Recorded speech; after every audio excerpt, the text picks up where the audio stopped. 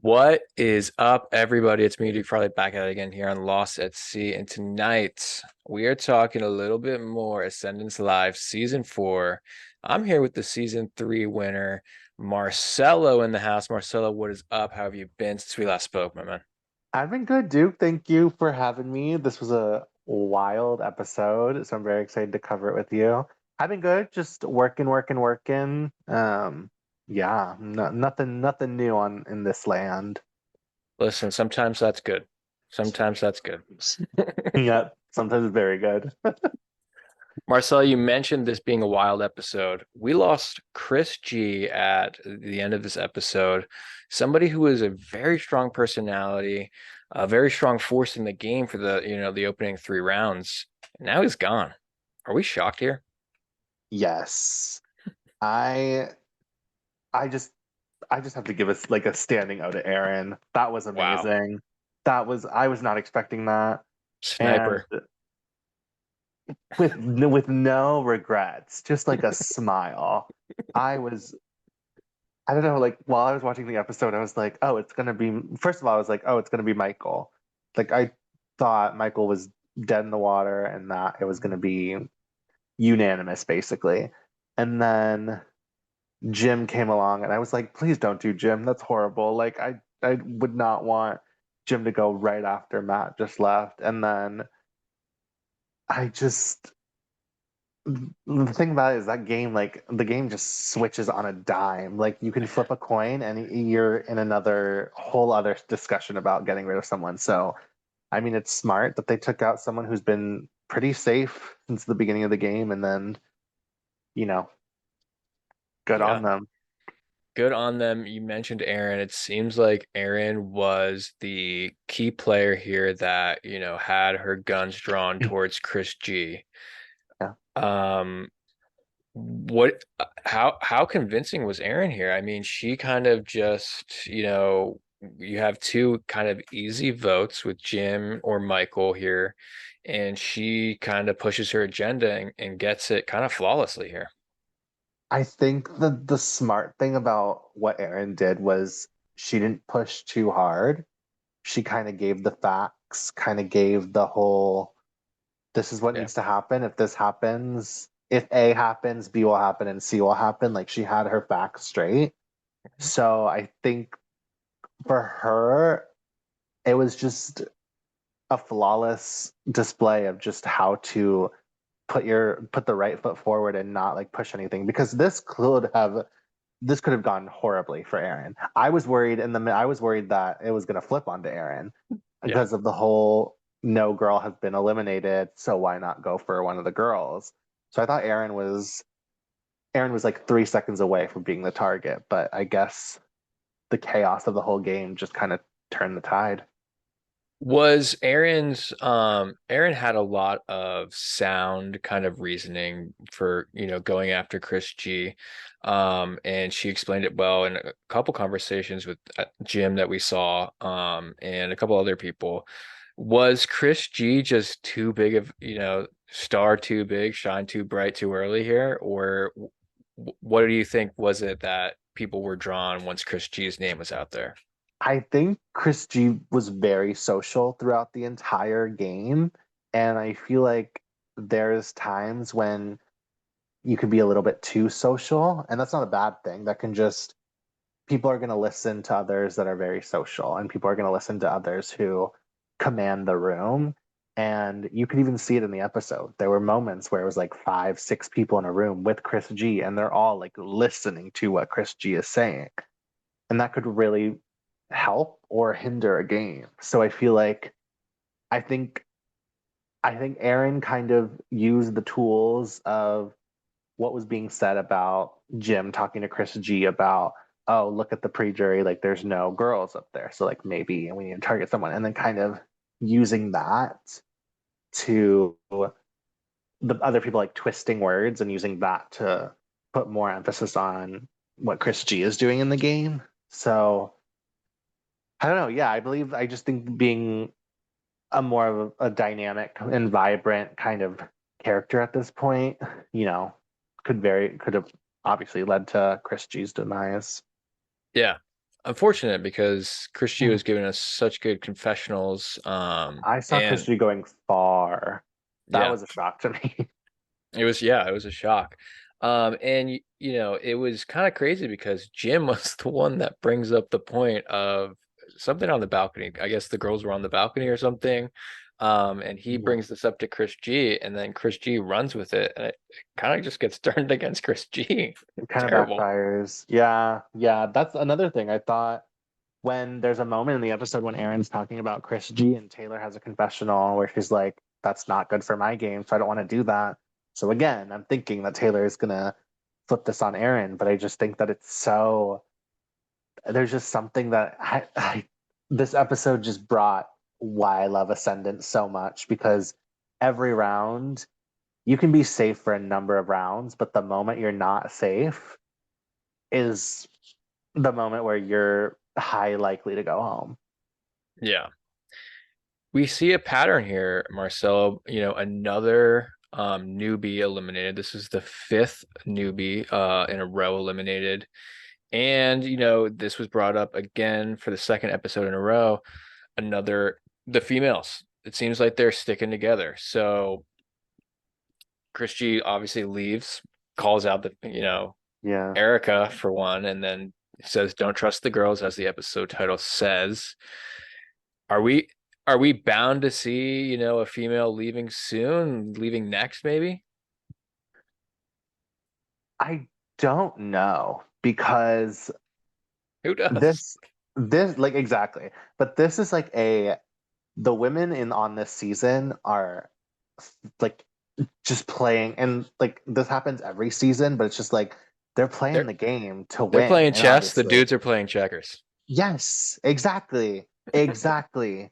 Like that's you yeah, you took the words right out of my mouth. The girls are playing chess, the boys are playing checkers. And it's like you're seeing you're seeing kind of the dynamic switch every time you see a new round hit. And like I think I just think that like it kind of depends on what the team dynamics are because looking at the team, I saw you have Michael and Jim who basically last round Michael and Matt went after each other. So it's like you could see I feel like the girls are taking the advantage of like there are fractures in duos, there are fractures in game dynamics, and it's like keep playing chess because it's so fun to watch. Yeah, this was a great a fun blind side to see happen, and to see, you know, kind of Aaron, you know, make it happen from kind of out of nowhere. All the distractions in front of everybody, and she kind of just you know, cooks up a heater, Yeah, and it hits. Um we see in the team portion of the game, well, shout out first to Taisha and Eli winning the captain. Congratulations, guys. Taisha congrats. did not win any captain's competitions in her season, got the first one here. So knocking out some bucket list items early. So shout out Taisha, Yeah, and shout out Eli. But in the team portion, we see, you know, people getting divided up into different, you know, puzzle things. If you had your option, Marcella, which one of these? I mean, obviously you want the half pendant, but yeah. the puzzles, which one would you choose? Okay, so if I couldn't do the half pendant, like if that's just um That's a no-brainer. that's a no-brainer. I would have picked that immediately. We all saw my challenge performance last season, so what I'm not going to do is run down that long ass driveway because that was chaotic. Shout out to Grace and Jim. That was They made incredible it to watch. they made it look easy. Easy. I I was was like, sitting on my damn. couch watching, and I was like, I'm out of breath. I'm out of breath, and I'm literally not even moving. Um, I would probably, I would probably do the Tower of Hanoi because I Yeah. do like I think I like that. Sorry, Steph, don't wanna make you remember things, but We'll have the clip right now. but yeah, I think Tower of Hanoi just because I understand it and I could do it. Not the jigsaw, please. Also, that the one that Rachel and Taylor did, I would still be there to this day. I would still be there doing it. Shocked that it took Adam so long to do the tower. It seemed like he was hesitant to even like attempt it. He was kind of gonna just sit there and let the time run out. But when Yeah. he got it going, he figured it out. Shocked it took him that long though. I was so impressed. I was like, wait, Adam's actually getting this. Okay. Okay. And then he got it and I was like, look at you go. You ate that. Just do that earlier. Why? What, I you know. know? What was the dramatics for? Where were we going with that? Um, I thought this was a fun. This was kind of like Survivor. Like I liked, Oh, I loved everybody it. kind of coming together at the end to do the puzzle. That's always so much fun. Yeah. Um, was there ever any doubt in your mind that nobody was going to care that Taylor kind of, messed up? Like, this game is not ever set up that way, right? No, I was not shocked when they were all like, okay, we're not voting Taylor. Um, I found it funny that Jim had a confessional being like, I think Taylor might have done this for like the dramatics of it. But like, I mean, that's a hard challenge. So like I get it. I'm not like Taylor did her absolute best. So but no, I'm not shocked that people were like, okay, Taylor's off the table. We're not gonna vote Taylor. Yeah, yeah. That that never seems to happen unless it's like somebody who's already a target that messes up the challenge. It kind of just feeds the fire of, okay, now we can vote that person out. Yeah.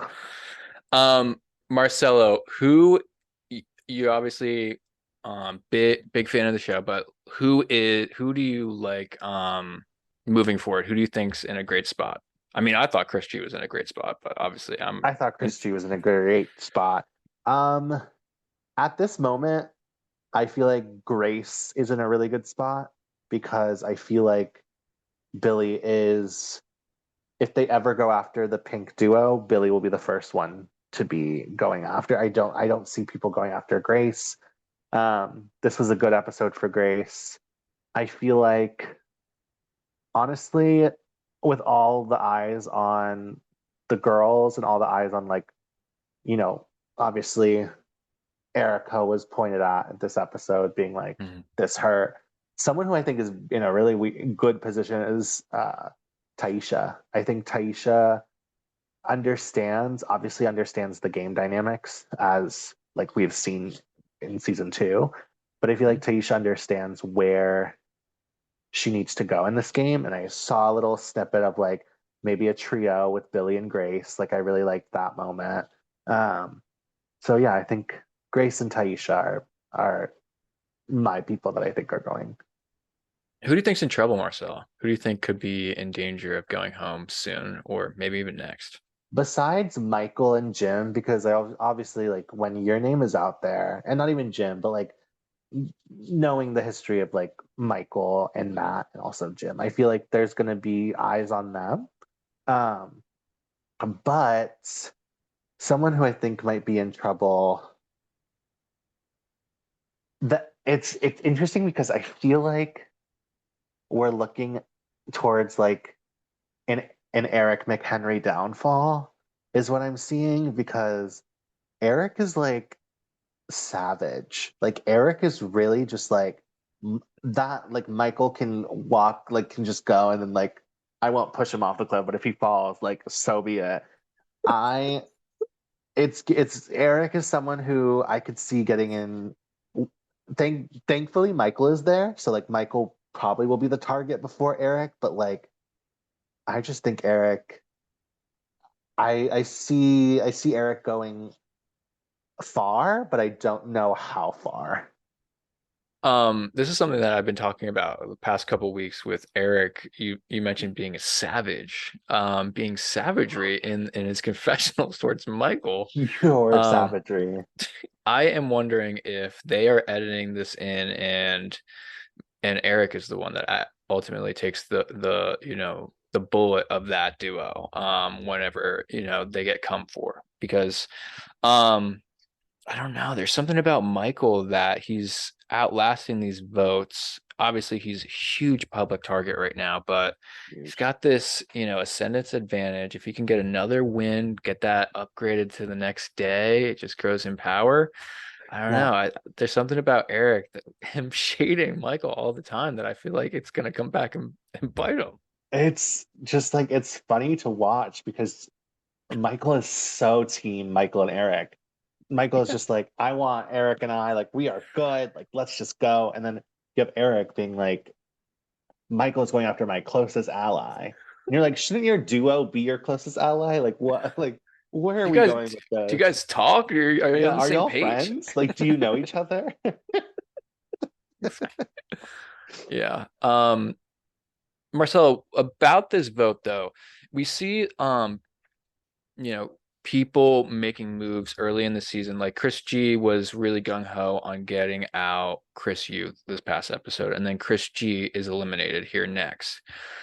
Do you worry for Aaron making a move like this so early, that she might fall to the same kind of, maybe history repeats itself and Aaron is a name that comes up soon because of her ability to make this big move here? I worry about Aaron solely on the fact that I think Aaron is a very forward thinking player and is very forward in how she's playing currently. And that's great. But I also feel like there's gonna be a moment where people are gonna remember this move. Like this was not a behind the scenes, like let's people are the other team is gonna ask like what happened, why did Chris G go? And I hope a lot of people are like, unless they want to save Aaron, but I feel like a lot of people are gonna be like, oh, Aaron did this or Aaron did that. So I don't. Thankfully, Aaron has Josh with her because I feel like Josh and Aaron, great duo, by the way. They seem to be very much like in sync with Yeah. together and also like having their own separate moves. But And they I have could the see Aaron production of get that pendant as well. exactly great move as well. But I feel like Aaron is going to be could potentially get sniped sooner rather than later, just because honestly, at this point, this was the out of the five people that have left, this is the elimination that people are going to continue talking about throughout the season. Yeah, I agree. And I think that another thing that worries me as I'm thinking back about the episode is Aaron's conversation with Jim. Now, I don't really know of their relationship prior to this scene that we get of her saying, you know, let's go after Chris G. I'm lying to everybody about voting Michael. I think a player like Jim, who's clearly at the bottom of this game right now, is Yeah, going to grasp at straws, and he could yeah, maybe play a card of Aaron's willing to lie to your face. Why are we keeping her in the game? that everything in the episode regarding Aaron, I was like, yes, yes, yes, yes, yes. The moment she said, I'm voting Chris G, I'm lying to everyone saying I'm voting for Michael, I was like, that is probably going to come back and Yeah. probably either take Aaron out or be a reason for people to start targeting Aaron. Because you're right, we don't know the relationship between Aaron and Jim. I mean, Jim was basically the one to kind of point out to Chris G everything that transpired, but it's like, I don't know, maybe, I mean, we have to see where Jim goes because I feel like Jim, yes, is at the bottom, but I don't see Jim giving up anytime soon. I feel like Jim is gonna. I see Jim climbing his way all the way to the top. Yeah, 100%. I'm rooting for Jim too.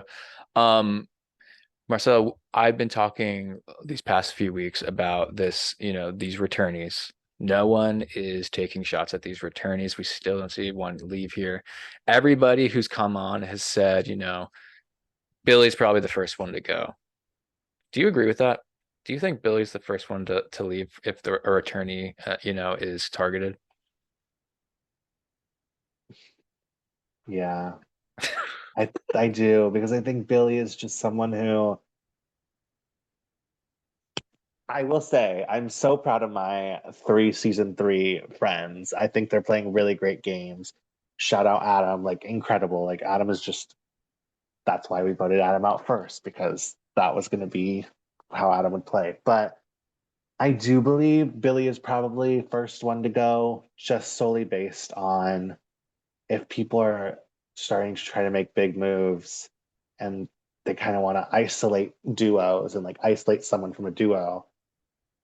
I don't see a situation where Grace turns on Billy or something. I feel like Grace and Billy are just going to be very united. So, but also if you take out Billy, will Grace seek revenge? I don't know, but I'm excited and I'm interested to see if that happens. But yeah, I think Billy is probably yeah. Billy or Michael. I think the two people who I think are not getting touched are Erica and Taisha. I think that they're kind of out of everyone, it's going to be a Billy and Michael situation. What a fun moment we had this episode with Grace and Billy, and she was kind of coaching him up in the closet area, like, yeah, you just need to calm down and talk to people. And he goes, thank you, mom, and then he leaves. So much fun. So good. It was so good. Yeah, Grace is killing it. We all need our mom in this game.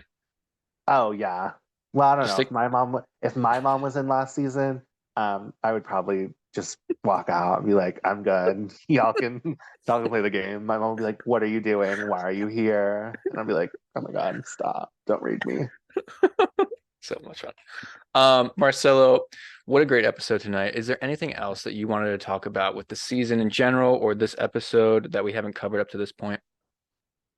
Great season so far. I'm loving all the episodes. It's like a weird experience watching it back, like watching just like because seeing it is different than obviously being in it, but like having played the game and then watching the strategy going on in a new season, these people came to play. These people, like no one has been not doing the damn thing. Like everyone's playing. I do think that something we didn't talk about, which like I'm interested to see how it goes, is Chris and Erica's like lie on like what they did. I'm interested. We haven't seen that, but I'm very interested to see how that goes about because they obviously now know, sometimes you don't even know who has the other half pendant and you kind of have to figure it out. But now those two have a lot of power. And I think with, Chris and Jim and now, and then obviously Erica and Rachel, I think we're going to see that come into play pretty soon.